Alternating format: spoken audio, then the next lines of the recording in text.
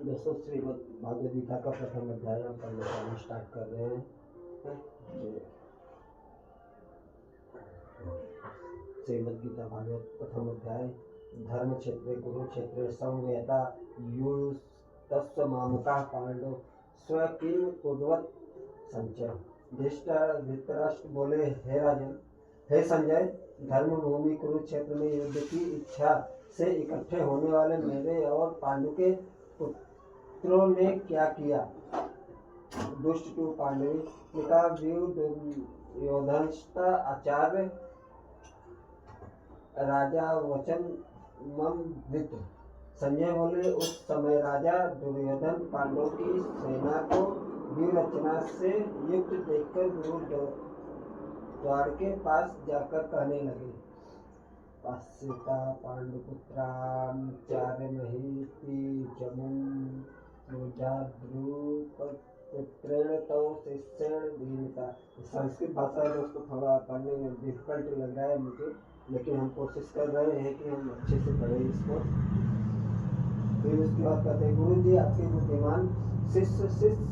बुद्धिमान शिष्य द्रुपद पुत्र धृष्टद्युम्न द्वारा व्यूह रचना से युक्त की हुई पांडवों की इस बड़ी भारी सेना को देखिए।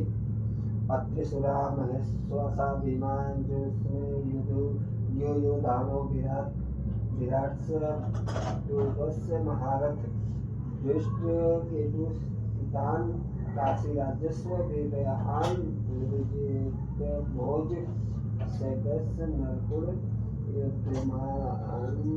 विक्रांत मोजा विजयान सुभद्रो द्रौपदी और एन महारथा।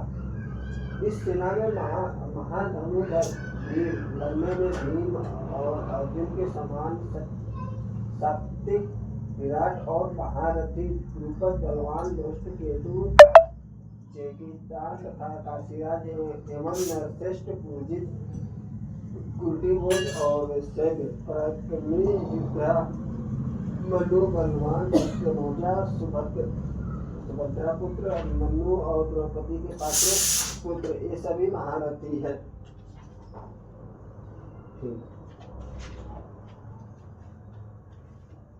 अगला आते हैं, हे द्विजोष्टम, हमारे पक्ष के भी जो प्रधान है उनको आप समझ लीजिए। आपकी जानकारी के लिए मैं उनका नाम बतलाता हूँ, जो मेरी सेना के नेता है।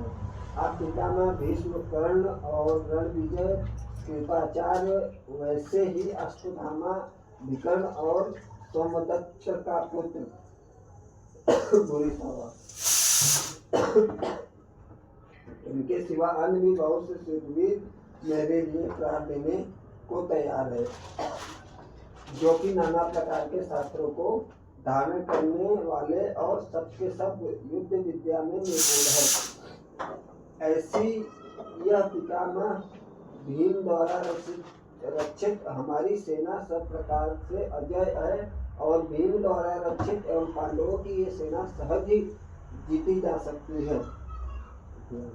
अतः आप लोग सबके सभी मोर्चों पर अपनी अपनी जगह डटे हुए केवल पितामह भीष्म की ही रक्षा करते रहें। इसके बाद कुरुवंशियों में विद्र प्रतापी पितामह भीष्म में उस दुर्योधन के हृदय में हर्ष उत्पन्न करते हुए उच्च स्वर से सिंहासन के समान गज कर शंख बजाया। फिर से एक साथ ही शंख, नगाड़े, ढोल, मृदंग और रणसिंगा आदि बाजे बजे। वह शब्द बड़ा भयंकर हुआ। फिर सफेद घोड़ों से युक्त बड़े भारी रथ में बैठे हुए श्री कृष्ण और अर्जुन भी अपने अलौकिक शंख बजाए। श्री कृष्ण ने पाचन्य नामक और अर्जुन ने देवदत्त नामक शंख बजाया। भयानक कर्मकारी विकोदर भीम ने कौंड नामक अपना महान शंख बजाया। कुंती पुत्र राजा युधिष्ठिर ने अनंत विजय, नकुल ने सुघोष और सहदेव ने मणिपुष्पक नाम वाला शंख बजाया। हे पृथ्वीनाथ, महाधनुधारी काशीराज महारथी शिखंडी धृष्टद्युम्न और विराट अजय सात्विक द्रुपद और द्रौपदी के पांचों पुत्र तथा महाबाहु सुभद्रा पुत्र अभिमन्यु, इन सबने भी सब ओर से अलग अलग शंख बजाए। वो भयंकर शब्द आकाश और पृथ्वी को गूंजता हुआ धृतराष्ट्र के हृदय विदीर्ण करने लगा। अर्जुन, हे पृथ्वीनाथ, फिर उस शास्त्र के चलने की तैयारी के समय युद्ध के लिए सजकर डटे हुए धृतराष्ट्र पुत्रों को देखकर कपि ध्वज अर्जुन धनुष उठाकर श्री कृष्ण से इस तरह कहने लगा, हे अच्युत, जब तक मैं इन खड़े हुए युद्धेच्छुक वीरों को भली बात देखूं कि इस रण उद्योग में मुझे किन किन के साथ युद्ध करना है, तब तक आप मेरे रथ को दोनों सेनाओं के बीच में खड़ा रखिए। मेरी यह प्रबल इच्छा है कि दुर्मति दुर्योधन का युद्ध में भला चाहने वाले जो राजा लोग यहाँ आए, उन युद्ध करने वालों में भली प्रकार देखो। संजय बोले, हे भारत, निर्दाजित अर्जुन द्वारा इस प्रकार प्रेरित हुए श्री कृष्ण उस उत्तम रथ को दोनों सेना के बीच में भीष्म और द्रोणाचार्य के तथा अन्य सब राजाओं के सामने खड़ा कर बोले, पार्थ, इन इकट्ठे हुए कौरवों को देखे।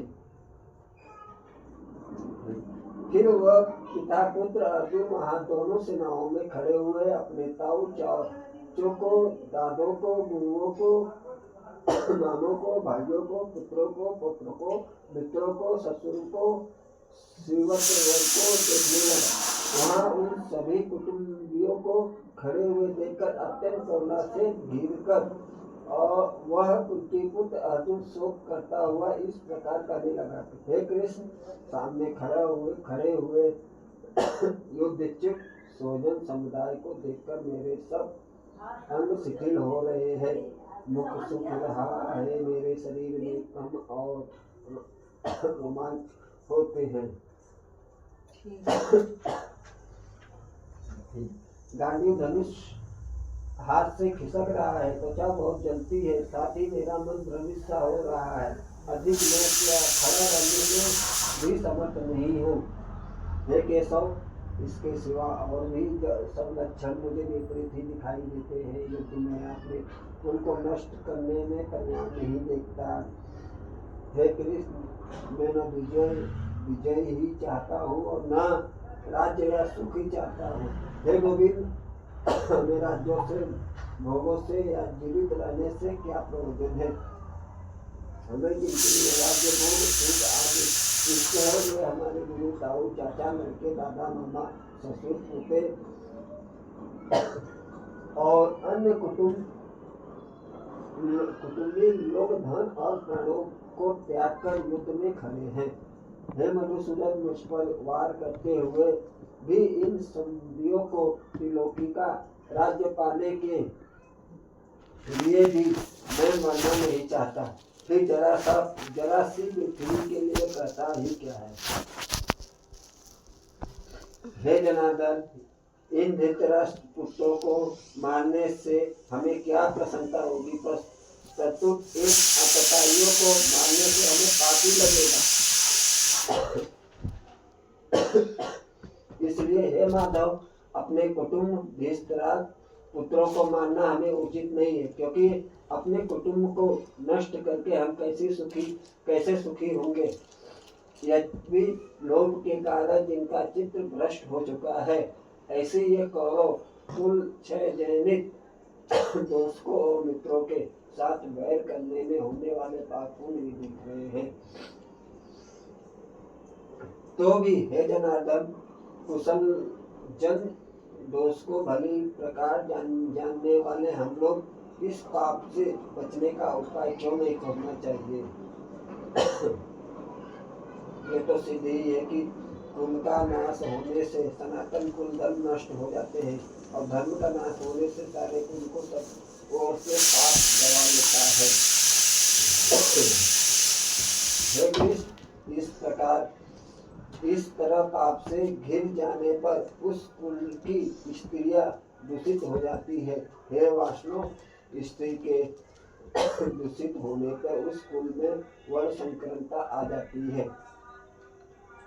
वह वर्ण संकरता उन कुल घाटियों को और कुल को नरक में जाने का कारण बनती है, क्योंकि उनके पितर लोग पिंड क्रिया और जल क्रिया नष्ट हो जाने पर अपने स्थान से पतित हो जाते हैं। इस प्रकार वंशकर्ता को उत्पन्न करने वाले उपयुक्त दोषों से उन कुलपति और सनातन कुल धर्म और जाति धर्म नष्ट हो जाते हैं। हे जनार्दन, जिनके कुल धर्म नष्ट हो चुके हैं, ऐसे मनुष्य का नरक में वास होता है। ऐसा हमने सुना है। अहो साठ है, 100 कहे बहुत। हम लोग बड़ा भारी पाप करने का निश्चय कर बैठे हैं, जो कि इस प्रकार की सुख के लोग से अपने कुटुंब का नाश करने के लिए तैयार हो गए हैं। यदि मुझ शस्त्र रहित और सामना न करने वाले को शस्त्रधारी धृतराष्ट्र, दुर्योधन आदि रणभूमि में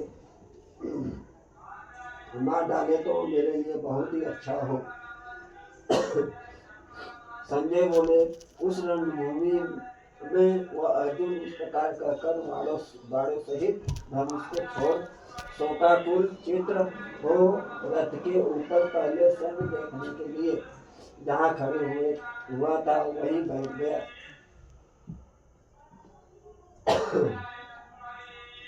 इति श्री महाभारते सप्त सहस्त्र संहितायां देशिक्याधीन परे श्रीमद् शास्त्रे श्री कृष्ण संवादे योगो नाम प्रथम अध्याय संपूर्ण हुआ।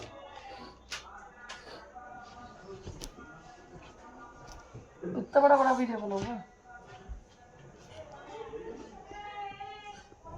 दोस्तों, प्रथम अध्याय हमने श्री भागवत गीता का पढ़ लिए और अब द्वितीय अध्याय हम कल पढ़ेंगे और कल हम बारीकी से बताएंगे आप सभी को।